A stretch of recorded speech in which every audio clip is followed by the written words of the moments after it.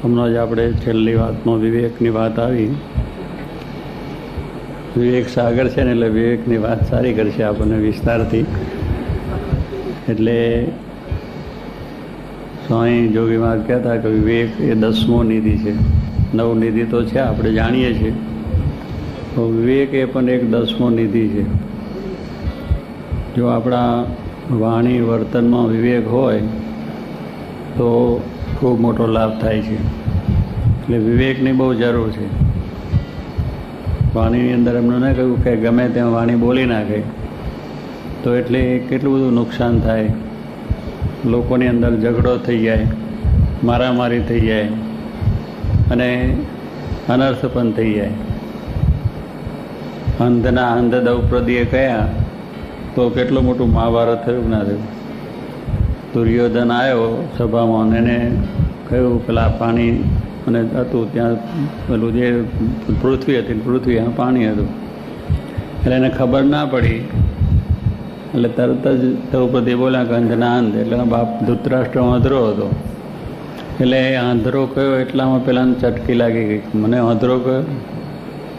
આમ તો અંધ હતો જ, કારણ કે મદાંધ એટલે મદથી માણસ અંધ બને. આમ બધો દેખતો હોય, પણ મદ જ્યારે માણસને આવે ને ત્યારે આંધળો થઈ જાય. કોઈની ગણતરી કરે નહીં, કોઈને એ કરે નહીં. વડીલ હોય, મોટા હોય, ગમે તે હોય, તો એમાં પોતાને એ કરે. પૈસાથી પણ અંધ બને છે માણસ. પૈસા માણસને બહુ આવે તો કોઈની ગણતરી નહીં, કોઈને પૂછે નહીં, એમ પોતાના પાવરમાં ફરતા હોય. અને સ્વામી કે સત્તાનો પણ અંત છે. પોતાની સત્તા જ્યારે આવે ત્યારે પણ માણસ કોઈને ગણતો નથી. એટલે આવા ઘણા પ્રકારના માણસો દેખતા છતાં આંધળા બની જાય. એટલે એની અંદર અવિવેક થઈ જાય છે. ન બોલવાનું બોલી જાય છે, ન કરવાનું થઈ જાય છે, ન વર્તવાનું વર્તાઈ જાય છે, ન કરવાનું બધું થઈ જાય છે. એવા ઘણા દાખલા છે. આ દ્રૌપદીને એટલું કહ્યું, પણ પેલો હતો તો અંધ. હકીકતમાં તો અંધ હતો જ. દ્રૌપદી કંઈ ખોટું કહ્યું નહોતું, પણ એને લાગી ગયું મને આંધળો કહ્યું. તમે આંધળાને આંધળો કહો ને તો એને દુઃખ લાગે કે આંધળા બાજુમાં ખસ, તો એ ખોટું લાગે છે આંધળો નથી.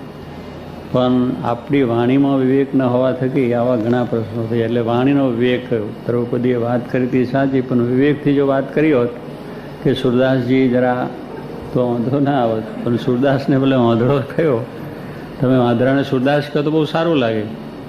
એટલે વાણીનો વિવેક થયો. બોલાવાની અંદર માણસને સુરદાસજી જરા બાજુમાં ખજો તેને બહુ લાગ્યો મને સુરદાસજી કહે એમ. કારણ સુરદાસજી અંધ હતા અને બહુ સારા ભક્તરાજ થઈ ગયા. એટલે એની ઉપમા બની, એટલે એને લાગ્યું કે હું મને સુરદાસ કહ્યો, વાહ બહુ સારું થયું ને. અને પેલો આંધળો કે તરત દુઃખ લાગી જાય. એમ સ્વામી કહે છે વાણી છે એની અંદર જો વિવેક હોય તો બહુ મોટું કામ થઈ જાય. અને એનાથી આપણને શાંતિ રહે માટે વાણીનો વિવેક બહુ રાખવો, બોલવામાં કરવામાં. અંદર અંદર એ પણ આપણે જરા કરીએ છીએ, પણ વાણી વિવેક ચૂકાય ને તો આપણને પણ કેટલું દુઃખ થઈ જાય છે. અને આપણે બધું આટલું જ્ઞાન કરીએ, આટલી બધી કથા વાર્તા કરીએ છીએ, આટલા બધા શબ્દો સાંભળીએ છીએ, તો એ પણ ચટકી લાગી જાય, તરત જ એ થઈ જાય. એટલે દરેકને સારી રીતે બોલાવા.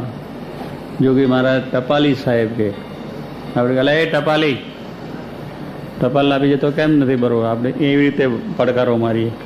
અને જોગી મહારાજ ટપાલી સાહેબ પધારો આવો બેહાડે, પછી પાછા જરા ટપાલ લખીને આપે ને પછી પ્રસાદી પાછી આપે. એ ટપાલ સાહેબ બહુ સારા, તમે બહુ મોટા છે, હા કાલે પાછા બરોબર આવી જજો ટાઈમ. બિચારો દરરોજ આવે, ટાઈમથી ને આવે. સ્વામીને ટપાલ દરરોજ લઈ જાય, અને આપણે લઈ જાય કોઈ આવે જ નહીં. બીજ દાડે ઊભો જ ના રહે કે આ મને આમ કહ્યું તેમ કહ્યું. એટલે આપણે કહીએ ને ઓલા ટપાલી લીધું. એટલે આવો સ્વામીની વાણીમાં બહુ વિવેક હતો. આપણે જોયું કોઈ માણસને દુઃખ ન થાય એવી રીતે હંમેશા બોલતા, અને એવી રીતે પોતા દરેકનું માનવાચકથી બોલાવાનું બતાવતા. એટલે નાની કોઈ પણ વસ્તુ હોય, બીજું હોય, ત્રીજું હોય, તો પણ એવી વિવેકથી વાણી એમની વાપરતા. એવા યોગીજી માને આપણે સાંભળ્યા છે. અને જેમના વિવેક વાણી ચૂકી ગયા છે એમાં આ થઈ ગયું, શબ્દના માર્યા મરી ગયા અને શબ્દે છોડ્યા રાજ. જેને શબ્દ વિચાર્યા તેના સરિયા. એમ શબ્દથી ઘણા માણસો મરી પણ જાય છે. કોઈને તમે કહી દો ગમે એવું વહમું લાગી જાય તો થઈ જાય. લવ્યા દરજીની વાત સ્વામી કરતા આપણે સાંભળીએ છીએ કે દરજીનું કામ કરતા, અને એક પટેલને ત્યાં ખેડૂતને ત્યાં સીવવા માટે ગયા, લગ્નનો હોય ને તાર પટેલ ત્યાં સીવવા માટે દરજીને બોલાવે. તમે મોર બોલાયેલા કે નહીં દરજીને? છોકરા પૈણા નથી, હજુ બાકી છે. પૈણા તારે બોલાવજો દરજીને. એટલે લુગડા સીવડા હોય ને બધા એટલે બોલાવે. એટલે પેલો દરજીને પછી પટેલને વાડી હતી, એટલે વાડીમાંથી રીંગણા ઓલો શું શિયાળાનો દિવસ હતા એટલે બહુ સારા કુણા રીંગણા ફર્સ્ટ ક્લાસ થયેલા, આમ કારા બંબર જેવા લાંબા ફર્સ્ટ ક્લાસ લીધે. એટલે તરત રીંગણા લઈને પેલા પટેલે લવ્યા દરજીને આપ્યા કે આપણું કામ કરે છે તો એને આપીએ, બિચારાને ઘરે કામ કરીને કરે. લવ્યાએ રીંગણા જોયા આમ કારા ભમર જેવા લાંબા ફર્સ્ટ ક્લાસ લીધે જોયા, મનમાંથી થઈ ગયું કે હવે જ ભરીને જો આ રીંગણાનું શાક થાય તો ખાવાની બહુ મજા આવે, સારામાં સારી મજા આવે. એટલે મોઢામાં પાણી આવવા મળ્યું રીંગણા જોઈને તરત જ. એટલે હંચો બંધ કરતો ને ગયો ઘરે.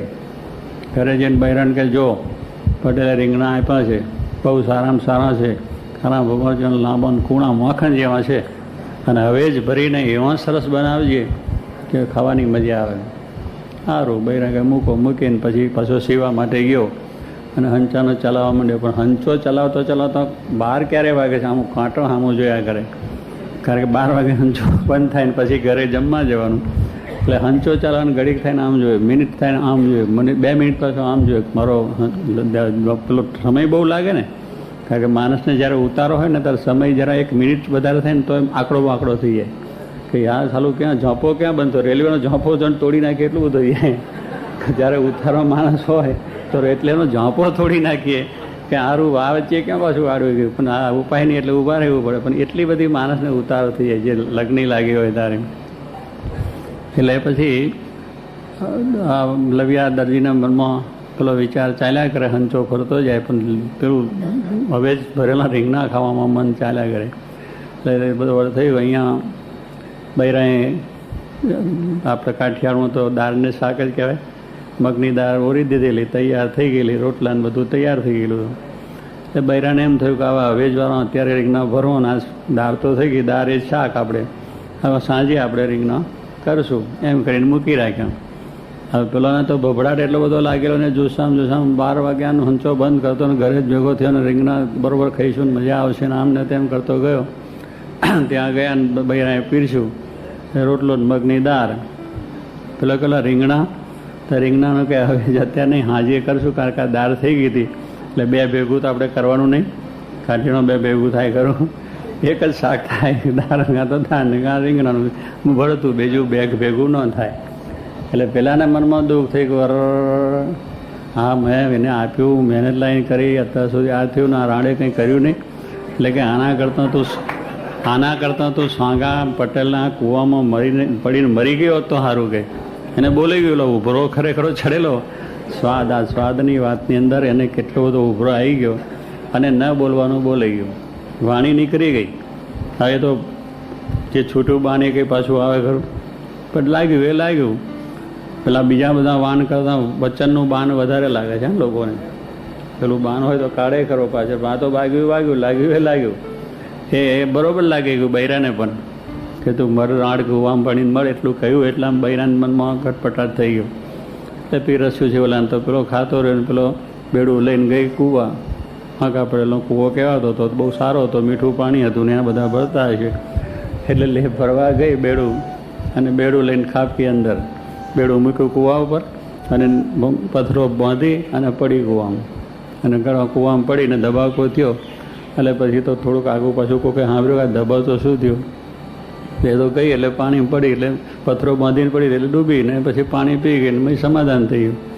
પેલા 2-3 જણા આવ્યા, જોયું ભાઈ આ કોણ છે શું છે, મેં પણ કંઈ ખબર પડી પણ વાંચ્યું કે આ તો લવ્યા દરજીના આ તો વાહન છે. એટલે એના બૈરા કૂવા ભરવા આવ્યા હતા એટલે પડ્યા હશે વાસન. એટલે પછી એ પ્રમાણે તો ભાષા આવી જાય, ભાઈ ભાષા છે ને દરેકને એવી ભાષામાં બહુ વાંધો નહીં. એટલે કહે છે ભાષા સુધારવાની વાત એટલા માટે કહે છે કે આપણે વચનની ભાષા સુધારીએ નહીં તો ઓળનું દોડ થઈ જાય.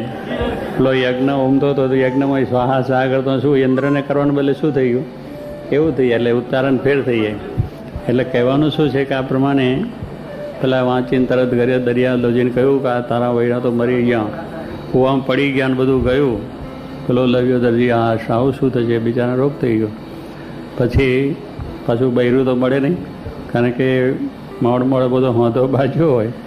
પછી પાછો સ્વામી કહે છે 12 ત્યાં ગયો મુંબઈ, અને 12 વર્ષ સુધી હંચો બરોબર ફેર્યો, ઓવર ટાઈમ કર્યો. ઓવર ટાઈમ કરું, રાતના પૈસા ભેગા થાય ત્યારે બૈરું આવે ને કે અમથું આવે. 25,000 રૂપિયા ખર્ચવાના થાય ક્યારે ભેગું થાય? 1000 રૂપિયો મોડ મળતો હોય. આ ભેગું કરવામાં 12 વર્ષ સુધી હંચો ફેર્યો. ત્યારે 12 વર્ષ પછી પાછું વઘાર હવે જ પાછું તૈયાર થયું. જો જરાક જીભડી હખની રાખી હોત બોરડ, તમારે એવું નથી થતું ને, તો આખું રાખજો. હા, કે પાછું મહા ઉપાધિ થાય, મોડ આપણે થઈ જાય. એટલે આપણે ઘડીક વાર ખમી લેવું. આજે ખાવાનું મળે એમાં શું વાંધો છે? બપોરના મળે તો સાંજે મળશે, પણ જીભને બરાબર હખની રાખવી. નવટાંકી છે એ ઊંચકીને આમ જરા નાખે એમાં હજારોનો ગાન કાઢે.